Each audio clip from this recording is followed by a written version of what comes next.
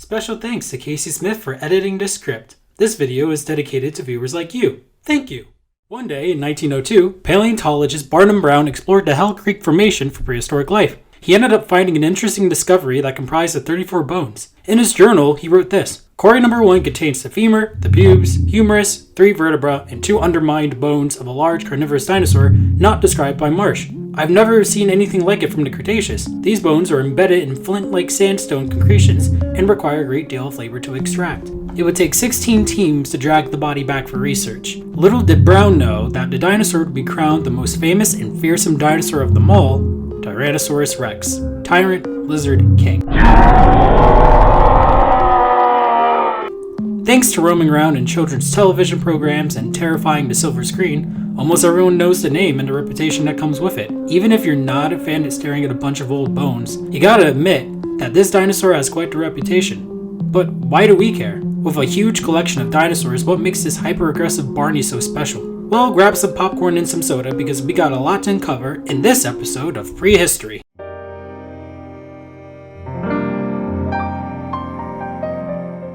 In 1874, Arthur Lakes found Tyrannosaurus teeth near Golden, Colorado. A couple of decades later, John Bell Hatcher collected fossil fragments in eastern Wyoming. Those fossils were thought to be from Ornithomimus, but now are considered Tyrannosaurus Rex remains after further research. Then, in 1892, Edward Drinker Cope would later find fragmentary fossils in South Dakota and name the fossil Mansospondylus gigax. At first, he believed they came from a ceratopsid, aka part of Triceratops's family. However, that was later disproven.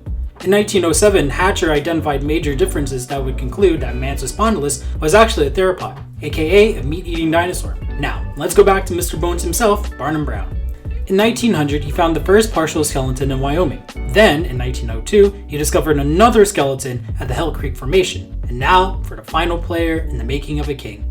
Henry Fairfield Osborn was a prominent scientist that would go from zoologist to paleontologist and finally the president of the American Museum of Natural History. When he came across one of the skeletons Brown discovered, he described and christened the creature Tyrannosaurus Rex in 1905. The name translates into Tyrant Lizard King or King Tyrant Lizard depending on what you want. This was to emphasize the T-Rex's size and perceived dominance over the other dinosaurs. As Osborn states, Tyrannosaurus is the most superb carnivorous mechanism among the terrestrial vertebrae, in which raptorial power and speed are combined. But what about Mansospondylus? Well, Osborn realized that the two skeletons Brown uncovered were actually the same, and just decided to roll with the name Tyrannosaurus Rex. From the 1910s through the end of the 1950s, Barnum's discoveries were the only specimens of T-Rex found.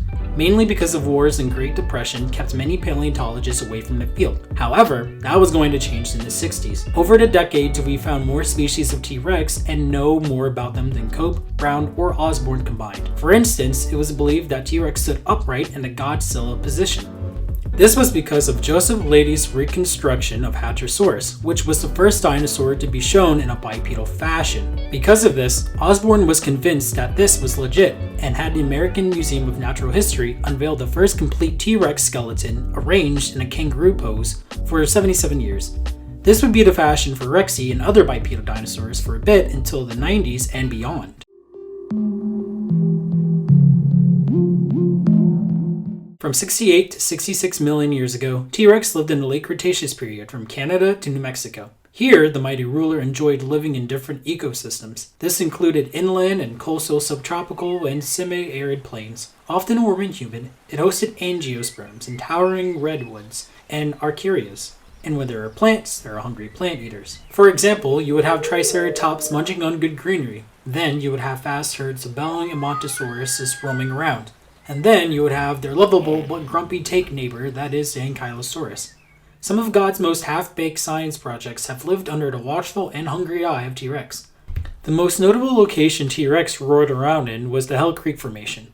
It was located in western parts of the US that included portions of Montana, North Dakota, South Dakota, and Wyoming. It may not look like an ideal place to live now, but back then, this was a flora and fauna gold mine. Scientists discovered that there were no actual winters, grass, maples, or willows in that formation back then. Millions of years ago, Hell Creek was accompanied by swamps, flowering trees, streams, palm trees, and clues of subtropical climates. Now I know what you're thinking. Professor Johnny, that sounds pretty good actually. I'd rather be living there than living in this generation. And to that, I have to say, slow your roll there, Eager McBeaver. When you weren't dealing with angry herbivores and environmental hazards, airplane-sized pterosaurs would roam the skies, while mosasaurs and sharks would scour the inland sea. No wonder T-Rex looked and acted the way it did, because it had a reputation to maintain, and to do that, it would have to become very mean. So T-Rex had a habit of being a monster. For example, its skull was 6 feet long, 5 feet wide, and 4 feet high. It was stiff, which allowed it to bite things without crushing its own skull. Crocodiles and hyenas actually shared its trait too.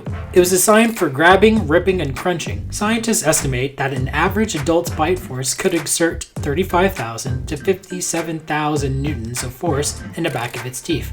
To break it down, that's 7,868 to 12,814 pounds. To break down that breakdown, that's the equivalent weight of almost 2 full-size SUVs. This would have been perfect to crush bone of pretty much anyone T-Rex didn't like or saw as food. Some experts believe that T-Rex even had a dirty mouth due to the rotten meat that would be stuck between its teeth.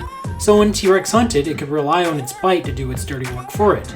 This probably would have taken days or weeks until the prey itself perished. So remember kids, not brushing your teeth does have its benefits after all.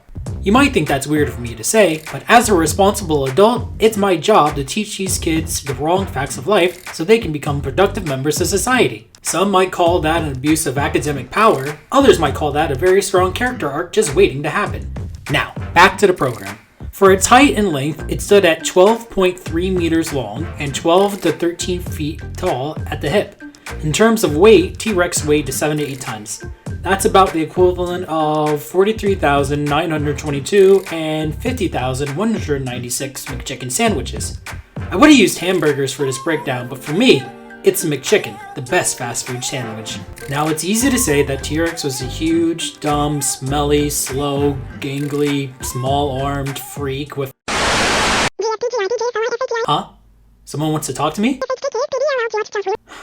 Alright, I'll head to my trailer. Hello?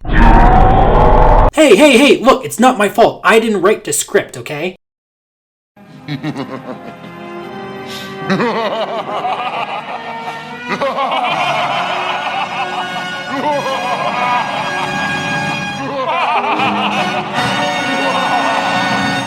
Okay, fine. How about this?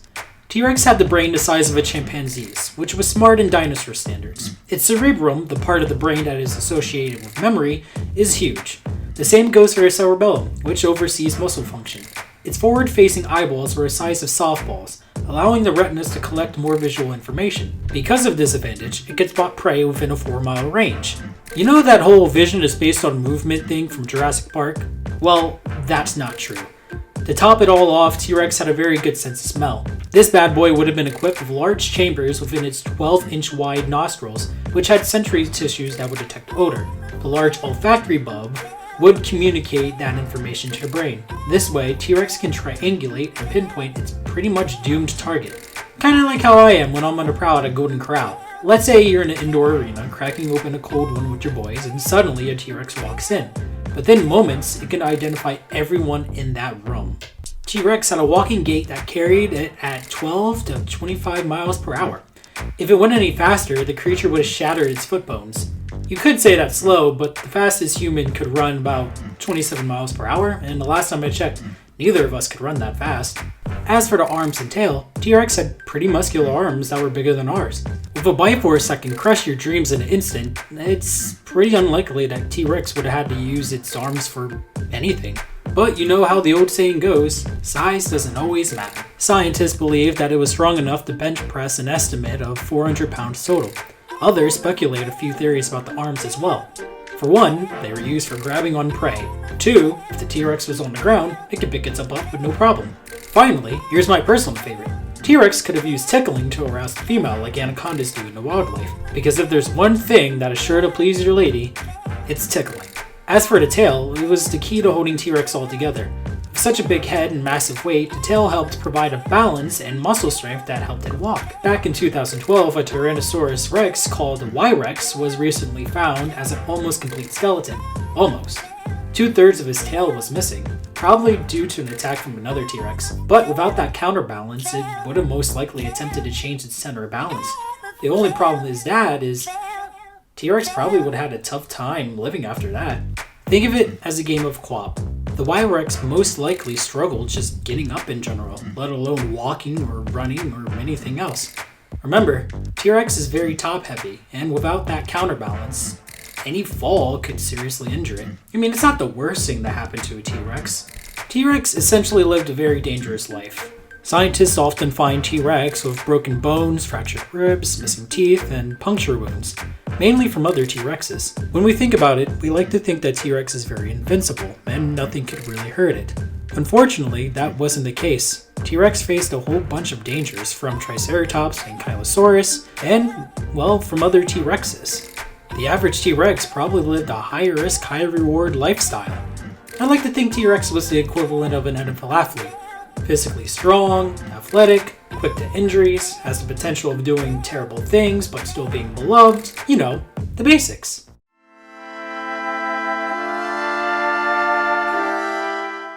T-Rex belonged to the Tyrannosaur family, a group of dinosaurs that would make John and Kate plus 8 look like a wholesome family. The Tyrannosaurs included a star-studded cast that included Gorgosaurus, Albertosaurus, and Tarbosaurus. The earliest members started out small during the Jurassic period in North America and Asia. Back before T-Rex and company, they were completely different than what you would expect. They had slender builds, longer arms, and instead of being huge, their sizes ranged from dog to deer. Yeah, you could pet it, but then it'll follow you home, and then you'd have to get a tag for it, and then you'd have to talk with your landlord, and then it would eat the landlord, and then you'd have to face like a lot of repercussions from it, but you know how the process goes. By the time they evolved, they would become the top predators in their ecosystems. Coming back to the start of the show, we actually have an honorable mention of Rexes for you to know. There's Stan, Winkle, Sue, Bucky, Jane, Thomas, Scotty, Trix, Ivan, Black Beauty, Baby Bob, and my personal favorite, Tufts Love. You could always catch them at museums and exhibits. They're always around when you want them to be. Or you could watch as I shamelessly plug in my YouTube Red Show, Why Can't I Hold All These Rexes? What can I say? Daddy needs that money.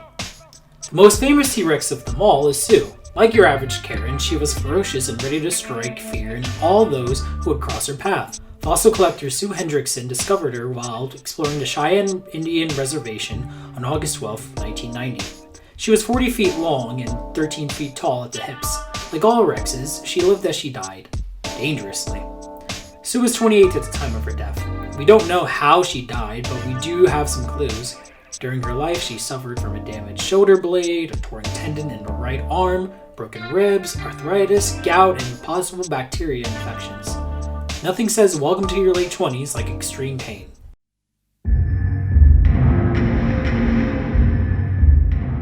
Now, it's easy for me to say that without a doubt, T-Rex had the undisputed reputation for having the biggest, baddest bite force of any animal known to man, and nothing you can say or do can make me change my mind about that situation. What do you mean it's not the strongest bite force of any animal? Scientists had analyzed the bites of 434 living and dead species of animals, and the Galapagos finch had the strongest bite in all relation of its body size. Its thick beak impacts an impressive 16 pounds of force, which is used to crack open nuts and seeds. Pound for pound, its bite has been found to be 320 times stronger than an average T-Rex's. The reason for this entire study was to find out whether or not animals evolved exceptionally powerful bite forces in relatively short periods of time as a response to their dietary changes. In the case of the Galapagos groundfinch, it seems to be an exception to the rule. For the most part, bite forces increases slowly and in proportion to body size, as did with T-Rex. But the researchers also noticed another trend, which seems to occur much more frequently: a dramatic reduction in bite force. This is what happened to modern humans. For us, we dealt with an evolutionary trade-off. Once we learned how to cook, our bite power became less important. The smarter we were, the weaker our bite force was. So, what does that mean for T-Rex? Well, you know how I talked about how T-Rex had 57,000 newtons? It sounds like a lot, but actually it was pretty average for a T-Rex. Hypothetically, if you were to make the finch the size of a T-Rex, well, the bird would win.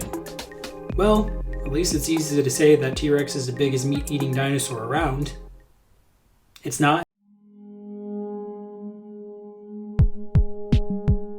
For the longest time, we always saw T-Rex as this big giant monster, but never did we think that T-Rex started out as a baby. Scientists know now that baby T-Rexes were the size of turkeys. They sported fuzzy feathers like ducklings and even had a high mortality rate in the first year of life. It's never easy to say, but a baby T-Rex had more than a 60% chance of succumbing to predators, disease, accidents, or starvation during the first years of life. Even though there's no direct evidence that T-Rex was the best parent in the world, scientists do speculate that adult T-Rexes may have guarded their nest the way birds and crocodiles do. Dinosaur bones are much like trees. They have growth rings that correspond to the animal's age. Today, experts can count the number of rings to determine how old a T-Rex was when it died, and can also determine how fast a dinosaur was growing at different ages by comparing spaces between those growth rings. And based on those records, T-Rexes appeared to grow 5 times faster than a human being. For example, a 4-year-old T-Rex would have weighed about 5 times more than a 4-year-old boy. Once they made it past infancy, they would quickly grow up into fierce predators. Juvenile T-Rexes hunted differently, and they also probably lived in different habitats. Because they were smaller and lighter than the adults, young T-Rexes were very light and fast hunters. They would also use their forelimbs to catch up with prey, but their blade-like teeth couldn't really crush bone yet. That would take time, and a lot of luck. When it comes to nature, there is no good guy or bad guy. There's either survive or just die. And that's the way T-Rex lived, unfortunately. I wish I could tell you that T-Rex lived a happy existence like us, but that's just not the way nature goes. Sometimes nature is just as ferocious as a T-Rex. With all its might, even the king had to be humbled eventually. By the end of the late Cretaceous period, a massive meteor collided with the Earth, killing off all dinosaurs without any prejudice. Without the plant eaters it fed on, T-Rex starved to death. Plus, of all the environmental disasters, it didn't help that T-Rex wasn't strong against that either. We don't know for sure what T-Rex was thinking about when it witnessed this entire event, but I'm pretty sure it was thinking how much it wished it had the chance to clap its hands. When you think about it, T-Rex could have just been left in obscurity, but something about the name and the creature that came with it is just too exciting to forget. Maybe it's because that it just ignites a feeling of excitement that we get to imagine what it would be like if we saw it up close, or because it taps into our most basic fears of the past and what it could have brought if it was here in the future. In the end, T-Rex has been a major scientific contribution, not only defining what it means to be a dinosaur, but providing a little bit of fun along the way. Thank you so much for watching. If you liked this video, be sure to give it 2 T-Rex fingers up and chomp on that subscribe button, you weirdos. Also, which prehistoric animal would you like me to profile next time? Be sure to leave a comment and be nice about it when it comes to discussing anything in this channel. Until next time, see you guys!